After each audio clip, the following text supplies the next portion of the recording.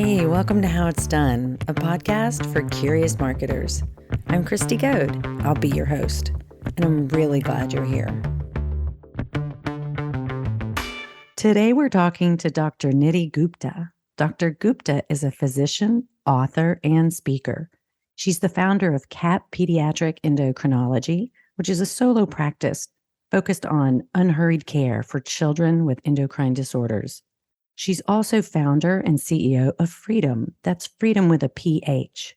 Freedom is an educational initiative focused on understanding what's quite literally an epidemic, and that's the wireless mobile device addiction. She's focused on helping people, especially our young people, achieve life technology balance. I love that term. Welcome to the show, Dr. Gupta. Thank you, Christy. Thank you for having me on your show. I'm so excited about our conversation today. I'm just really fascinated by your work. I think most of us at this point have heard the term screenagers, but it's not just teenagers who are addicted to their phones these days, is it? It's really us adults actually may be more addicted, and we're probably even the main culprits, teaching our own kids through our own habits and relationships with our phones. So I'm really curious about your career path and how it led you to where you are today with your solo practice and now to your work with the Freedom Movement. So if you wouldn't mind, Dr. Gupta, can you tell us a little bit about your journey? Absolutely, Christy. I was born and raised in India. I started medical school way back 20 years ago, July 1, 2002, New Delhi, India. 8 years later, I was a pediatric resident at Children's Hospital of Michigan and then a pediatric endocrinology fellow at Mayo Clinic in Rochester, Minnesota. After 16 years of rigorous medical training, I walked into the hallowed hallways of Vanderbilt University Medical Center as an attending physician. It was my dream job, Christy. That sounds amazing. Exactly. But earlier this year, in February 2022, I resigned from my dream job and launched 2 missions. My first mission was CAP Pediatric Endocrinology, my solo pediatric endocrinology practice, and my second mission, Freedom, Ungrip Devices, Grip Life. Okay, so that's a pretty big shift after so many years with such esteemed medical institutions.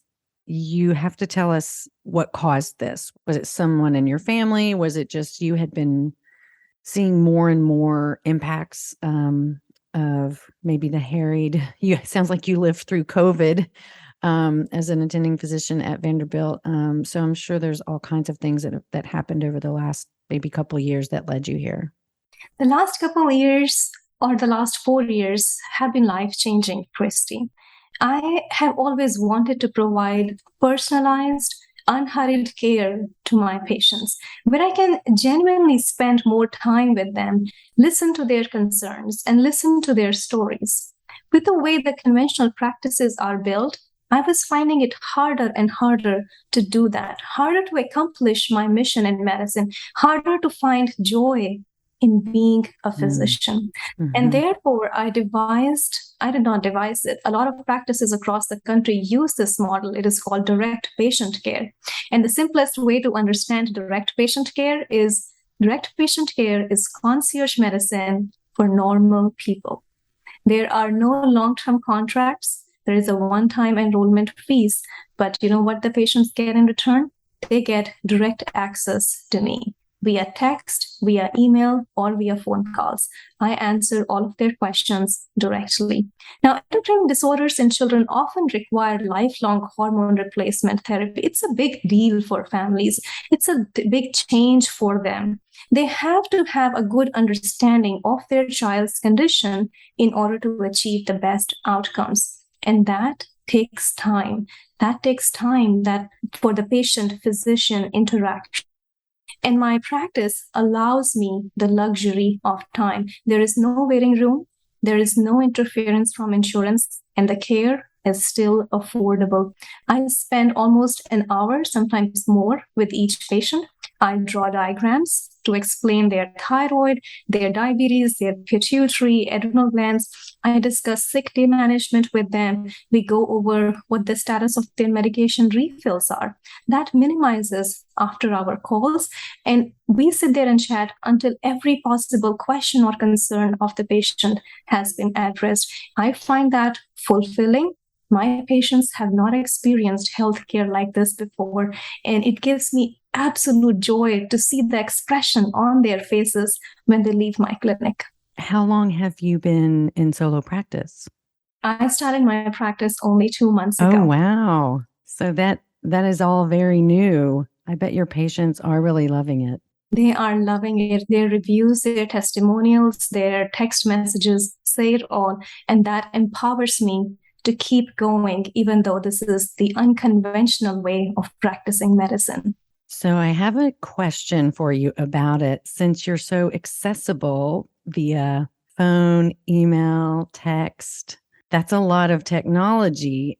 I just wonder how do you find your own life technology balance with that practice? And are you finding that by having to sort of put those own parameters in place for yourself, is that impacting sort of the work you're doing with freedom? I practice what I preach, Christy, and I'm so glad you asked me that question. The reason I started Freedom, or where did that idea first come to me, was when I first acknowledged my own dependency on wireless mobile devices, my own borderline addiction to my devices. And that happened about 2.5 years ago, when I noticed that my hand would instinctively reach out as if in a preconditioned robotic fashion for my device every time I would sit down to breastfeed my newborn son. Oh my gosh. Something in my brain, and that's what most of us do, right? So something in my brain told me that it was okay for me to stare at my screen instead of looking at his sweet, angelic face. That's when I reflected. During breastfeeding, there's lots of time to sit back, relax, and reflect. So that's what I did. I reflected. This is not normal. This doesn't seem right. So since then, the seeds of freedom started taking roots. I started finding and devising techniques to achieve life technology balance. I'll give you 2 examples of how I aim for my own life technology balance. There are several different ways to do it, but the 2 that have been most impactful for me. In the last 6 months, I noticed that I was reaching for my device for 2 things in my phone. The first one was notes, where I kept my list of things to do. And the second was emails. I have 4 different emails for 4 different businesses. So I thought, my addiction or my dependency is not to my device. It is to the functionality that my device offers. So I decided to take both of those functions out of my device. Now, instead of having my list of things to do in my notes, I use a diary and a pen. What? That I always keep. Old-fashioned Yes. Paper and pen. Old-fashioned paper and pen. And I can't tell you, Christy, how much peace of mind I have had since I have gone the old-fashioned route. I have, for example, a big project or a big task that needs to be done. In the pages of my diary, I'm able to break down that large task into smaller subtasks. And then when I'm done with these smaller subtasks, I scratch them off. There is something cathartic in scratching things. I hear you. I do the same thing, and I can't wait to draw a line through the things that I've completed. Yes, but my phone didn't let me do it, but the diary does. So it's helping me not reach for my phone all the time. And it's helping me achieve that sense of accomplishment that, yes, I've actually done something in my list of things to do. And the second thing I did, hold tight for this one, Christy, okay? I deleted emails from my phone. I'm not ready for that. So there are levels of life technology balance. There is a beginner's level, there is an intermediate level, and there is an advanced version. So this is part of the advanced version, deleting emails. So you do not use your smartphone for emails at all. You don't check emails. You don't respond to emails. The only time you're doing emails is in front of your computer. That is exactly right. And I check my emails only once or twice a day. My patients know that email is not the means of communication for anything urgent. If they need me in an urgent or emergency situation, they need to call me. My phone call is always on ringer. I hope that I'm through our podcast today, we are able to make the audience comfortable with the fact that we have to free each other of this unspoken expectation of replying to texts and emails instantly. Mm-hmm. This might not be the best new standard that we hold each other accountable to. And email is not the only list of things to do. Well, it's certainly interesting also that you're actually using your phone as a phone, because most people these days aren't answering their phone. They don't even listen to voicemails. And I'm increasingly finding my own self guilty of that. So it's so ironic that this quote unquote smartphone isn't really being used as a phone much anymore. Not for me. And I do not want people to throw their smartphones out the window and go back to using a flip phone. That is not the intention. The intention is to achieve balance with smartphone.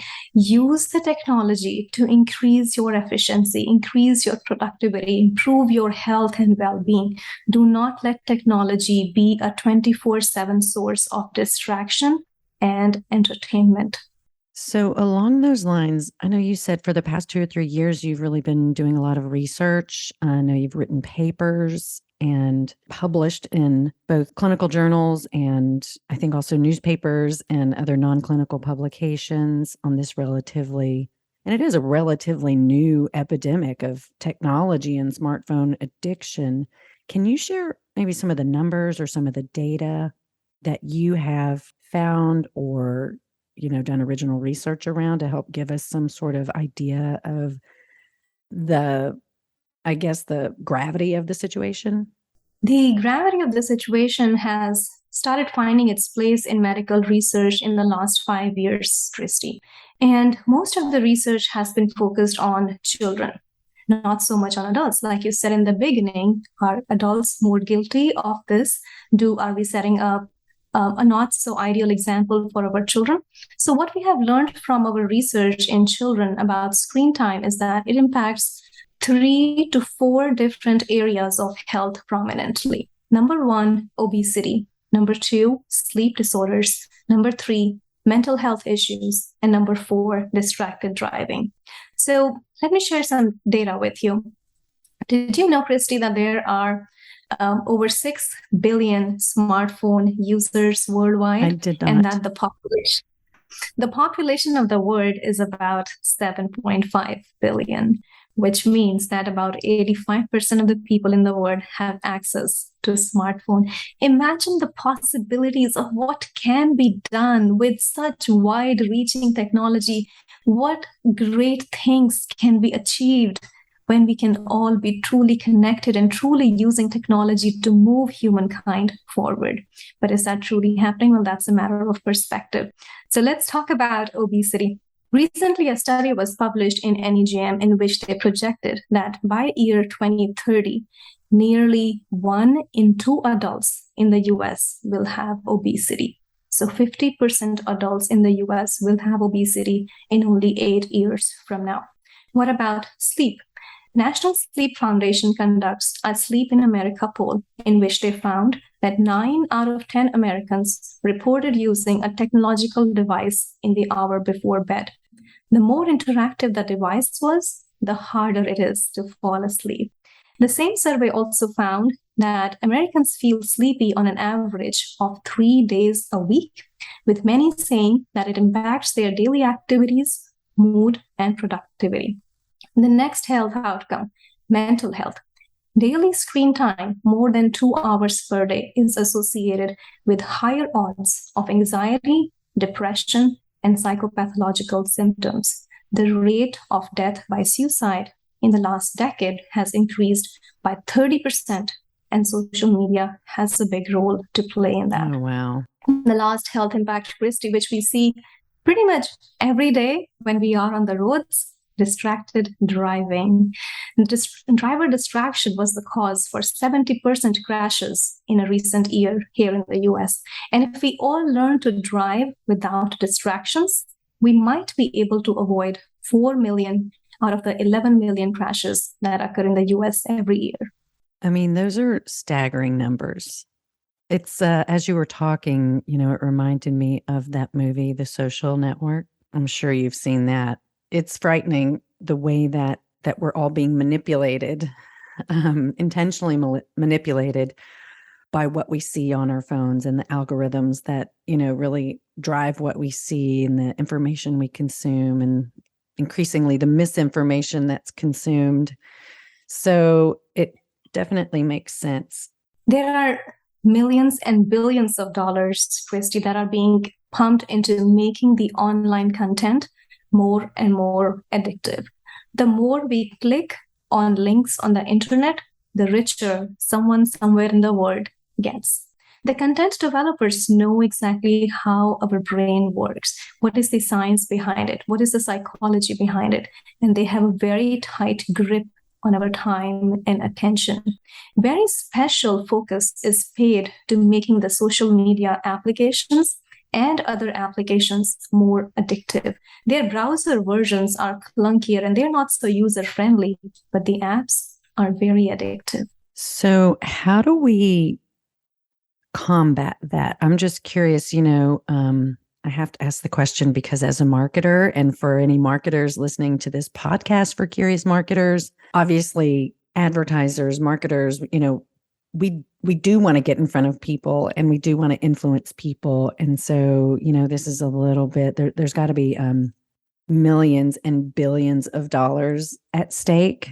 And I'm just curious, what's really at play here and how big of a hurdle are we facing in terms of trying to have a healthier relationship with our smartphones? And as you said earlier, if 85, 90% of the world could actually be connected rather than disconnected and fighting with each other. I'm just curious, in your research, what have you found along those lines? And are we doomed to the special interests? We are. It sounds like we are doomed. When I present those research findings, the future seems bleak. Now, what is the biggest barrier that I'm facing in solving this problem of wireless mobile device dependency? There are two barriers. Number one, this issue is in our blind spot.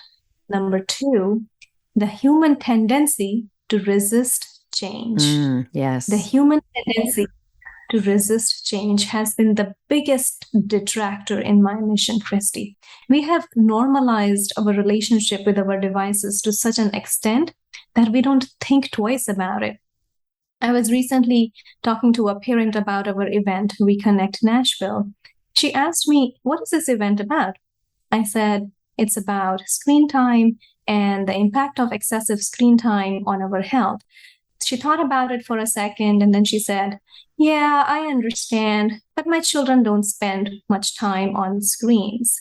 So I had to put on my coach hat and I said, "It's not about children, not just about children. It's about adults too." And she turned to look at me as if I had grown 3 heads in that moment.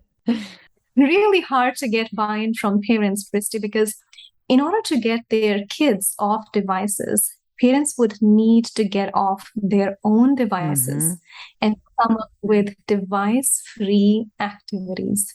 It's hard to get buy-in from educational institutions because a lot of education, even at elementary level, has been outsourced to technology.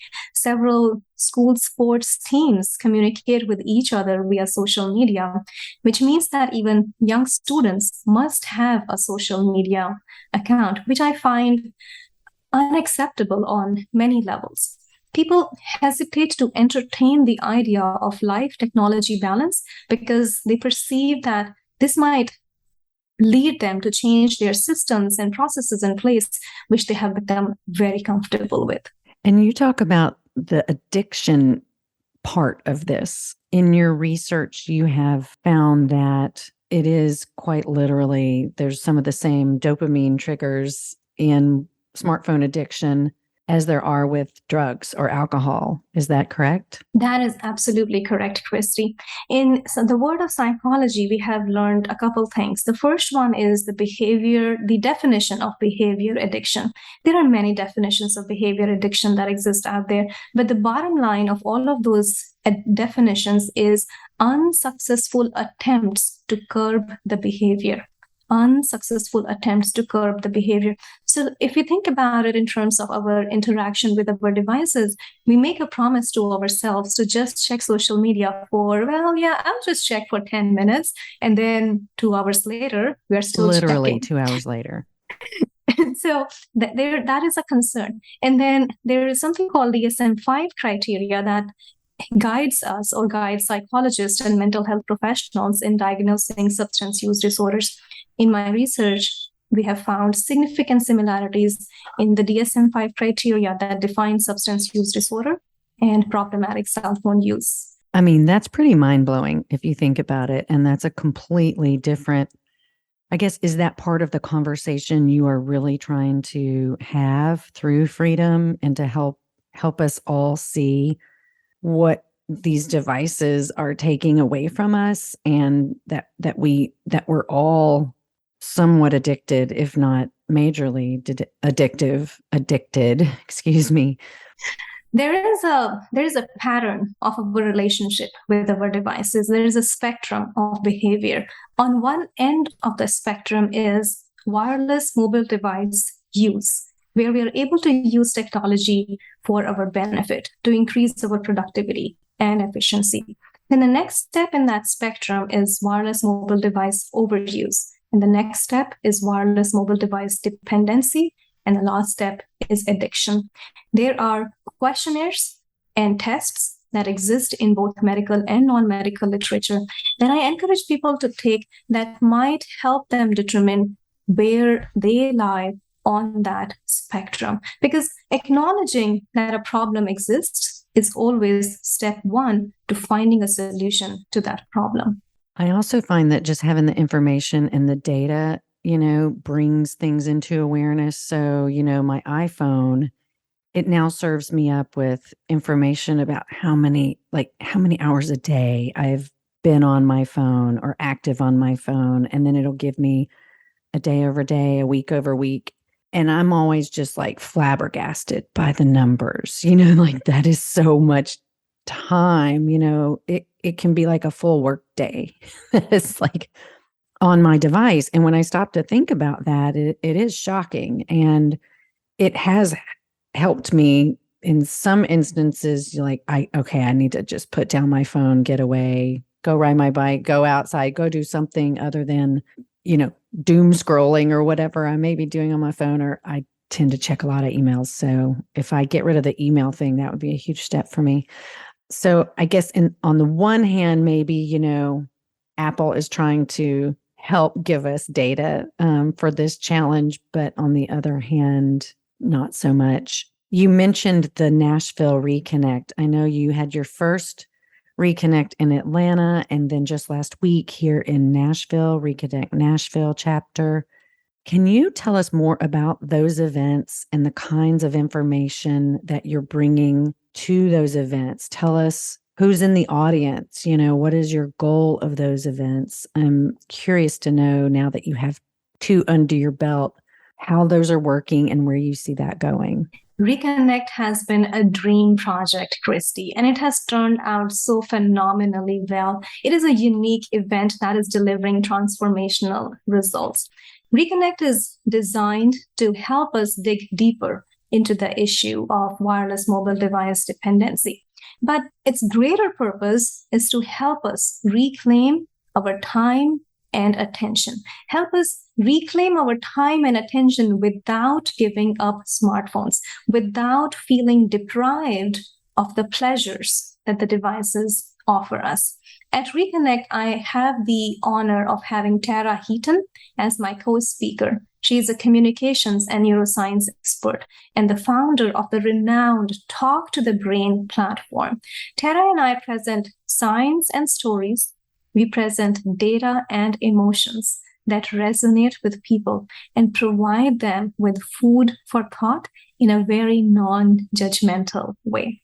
This last weekend, we had our Nashville chapter of Reconnect. We had a fascinating and absolutely engaged audience that included students and adults, entrepreneurs, grandparents, business owners. We had mental health professionals, ADHD coaches, and educators. We discussed numerous strategies to reconnect with what truly matters. People left the event with smiles on their faces and deep meaning behind their eyes. Can you give us some examples of the kinds of things that you talk about, or are there activities that you take your audience through? I'm curious what that looks like. And to reconnect, we dig deeper into 3 questions related to wireless mobile devices: the why, the how, and the what. Why are our devices or the content that we access on our devices addictive? We talk about the neuroscience behind it. Then we talk about how does it affect our health and well-being. And it's not just mental health, it's physical health, emotional health, spiritual health. And the third and the most important question, what can we do about it? What can we do to achieve life technology balance? Me and Tara, we empower the audience with tools. One of the tools is how to break the trigger loop, of wireless mobile devices. And the other tool is to how to change the conditioning of our brain from escaping from things that we find boring and actually engaging with them. We go through several different strategies. I'll give you 3 examples. Number 1, turn off non-essential notifications. Turn off non-essential notifications. And there is a lot more to speak to that. But familiarizing yourself with the settings on your devices so that your device is not going bing, buzz, shine, beep. That's one of my worst things. I think I've got everything turned on. Can you imagine, Christy? There are 5 different types of notifications for each app. There is the sound, there is the badge, the banner, the control center, the lock center, and the notification center. I mean, why do we need 5 different ways of notifying us of one single app? Most of those are redundant. So if we take the time and effort to go through the settings and notifications and essentially turn everything off except the most essential things, that itself will calm our devices down and will calm our daily routines and our brains down. We will not be as distracted. So that is number 1. Number 2, I encourage people to again go the old-fashioned route and wear a wristwatch. What? Not an Apple Watch? Because I've been holding off on the Apple Watch thing, which is kind of surprising to me because I do love technology.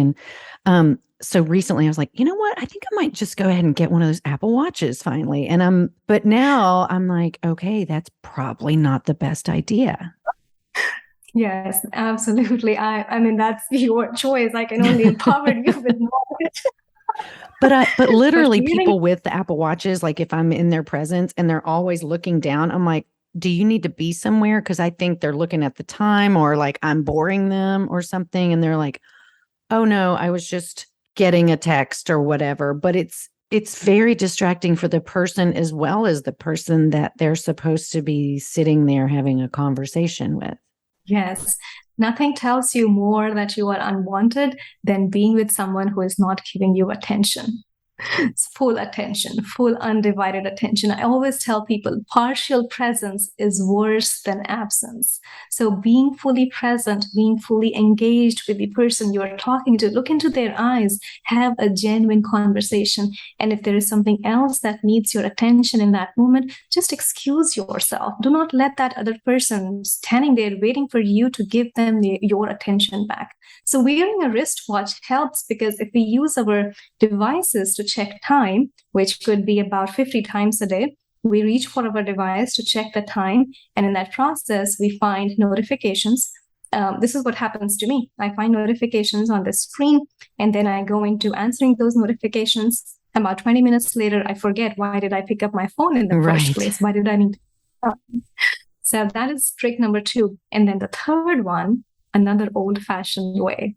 Use an alarm clock, a good old-fashioned alarm clock to set your alarm instead of using a smartphone to set your Oh, alarm. that's crossing a line right there. That's an old-fashioned alarm clock. Just the other day, I have this old-fashioned alarm clock in my garage. I'm like, why do I still have that? Like, who uses those anymore? I do. And is that because then you don't have I guess the notion of reaching for your phone when you go to sleep to set it and then get maybe sucked into some wormhole. And the same thing when you wake up? Exactly. You said it exactly right, Christy. It's a good idea to put your devices away about 30 minutes before going to bed. Read a book, get settled into your bedtime routine. Just be with your own thoughts. That helps the stimulation calm down in the brain. The content that we access on our devices just before going to bed makes our mind hyperstimulated, which then makes it harder to fall asleep. Then the quality of sleep is not good, and the next day we are fatigued and tired. And the reason why it is important to use the alarm clock for the morning is so that our devices are not the first thing we are touching when we wake up in the morning. I encourage my audience to take the first 30 minutes of the day to just be with your own thoughts. Just take a few big deep breaths, relax, ease into your day, drink some water, make your coffee, get dressed for the day. Just imagine what your day is going to look like. What are you grateful for? Who you're going to hug today? All of this before we let the outside world come rushing in first thing into the morning into our brain. Those are our precious, personal, private minutes, 30 minutes in the morning. That's all we are asking for before we let the outside world take over our brain and attention. This is really great advice. It's making me think a lot about my own wireless mobile device addiction. And I have to ask you this question. The acronym for wireless mobile device is WMD, and I'm guessing, but correct me if I'm wrong here, that's by design, weapons of mass destruction. Is that something that you very consciously came up with? Yes. So the most common acronym for WMD is weapons of mass destruction. The way I define WMD is weapons of mass distraction. Ah, I love it. The reason I call them WMD is because at some point, I think as humankind, we give way too much respect to our devices by calling them smart. So I refuse to put devices on a pedestal by calling them smart. I call them exactly what they are. Any device which is portable, so it is mobile, and uses wireless network to send or receive information falls under the category of WMD, wireless mobile devices. So smartphones, smartwatches, tablets, iPads, laptops, video games. And for completion's sake, Christy, I'm going to throw in the modern TV in that mix as well, because modern TV operates more based off internet than the good old-fashioned cable. So a lot of functionalities and the addictiveness and the features and the content that we access on TV is similar to WMD. So WMDs encompasses all of these devices. Fascinating. So what is your ultimate goal with freedom? My goal with freedom is huge. And it is an uphill task, Christy. And I acknowledge 2 years into this process that it's not going to be easy, but I'm here to stay. My goal is to start and continue the conversation about life, technology, balance. Technology empowers us, but what we do with that power is what determines how we shape the world around us. You know how in that Spider-Man movie they said, with great powers come great responsibilities. Yes. So we have to be very responsible, very mindful in our interaction with technology. Not all screen time needs to be looked down upon. Like you mentioned earlier, that your Apple phone tells you the amount of screen time. We have to be careful about how we judge ourselves when we look at that screen time, because with recent changes in their settings, when I'm using the phone For navigation, it is including that in screen time. When I'm listening to a book on Audible while driving, that is also being included in screen time. Right. So I don't think that's reasonable. So when parents of my patients ask me how much screen time is okay per day, first thing that amuses me is that they never ask me how much screen time is okay for adults, as if adults somehow have a free pass when it comes to screen time. So I tell them the issue is not how much time is being spent on devices. The issue is what else would be happening during that time. If we are spending, let's say, about 3 hours of leisurely screen time outside of schoolwork, outside of office work, leisurely screen time, just doom scrolling the internet, 3 hours per day, that amounts to about 21 hours per week. That amounts to about 1,092 hours per year, which is the same as 68 days in a year, assuming that the person is sleeping for about 7 hours on those days. So just a little over 2 months per year spent on mindless internet browsing. With that, so the goal with freedom is to advocate for moderation, balance, and real life engagement to help us all reconnect with what truly matters. I love that goal. And then, yeah, you're right. I mean, it's going to be an uphill battle because we just get more and more connected. I think you also bring up a really interesting point just now about there's lots of things that are productive, through our technology. I mean, we're doing a podcast right now, so I certainly hope people are listening to the podcast. And I definitely listen to a lot of, especially if I'm driving, listen to podcasts, listen to books on audio. A lot of times I may even be watching, entertaining shows on my phone rather than on my TV. So it's a very interesting point on how we're using our devices and what that screen time is used for. So obviously a big part of the conversation, I think, as well. But what an amazing thing you're doing, and raising awareness and giving people actual tools to be able to better understand their relationship with technology. And I think you raise a great point about just being present in our lives and present in our conversations with our family and our friends. Certainly makes me think about a lot of times when I'm talking to my son, who's 21 now, but I've definitely been very guilty of not being fully present in his presence.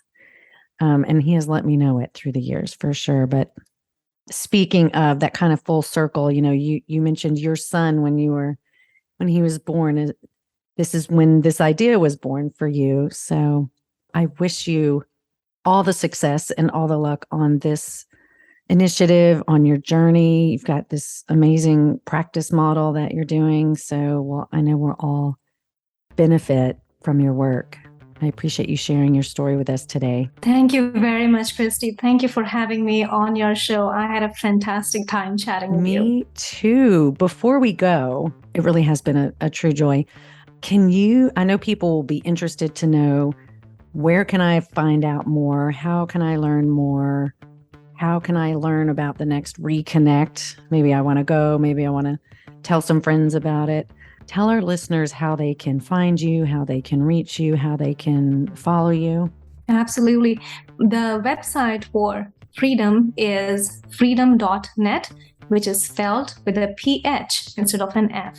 So it's PHREEDOM, freedom.net. We have a whole lot of resources on how to achieve life technology balance without giving up smartphones, without feeling deprived. So feel free to visit the website. There are podcast interviews, there are blog articles that I'm sure you will find useful. You are also welcome to email us directly at connect@freedom.net.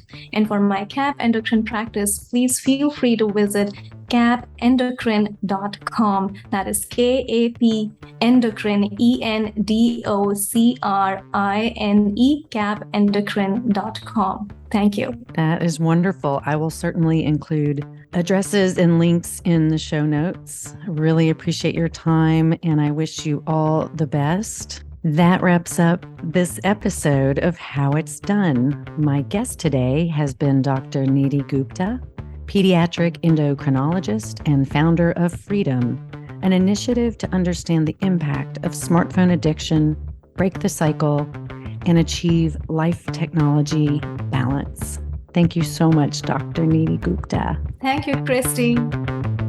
That's it for now. Thanks so much for listening. We're looking forward to keeping great conversations coming your way as we grow this podcast. There's even more great content from our conversations on our blog. Be sure to check it out at growwithfuoco.com. That's grow with Fuoco, Fuoco.com. Stay tuned until next time, and no matter what, stay curious.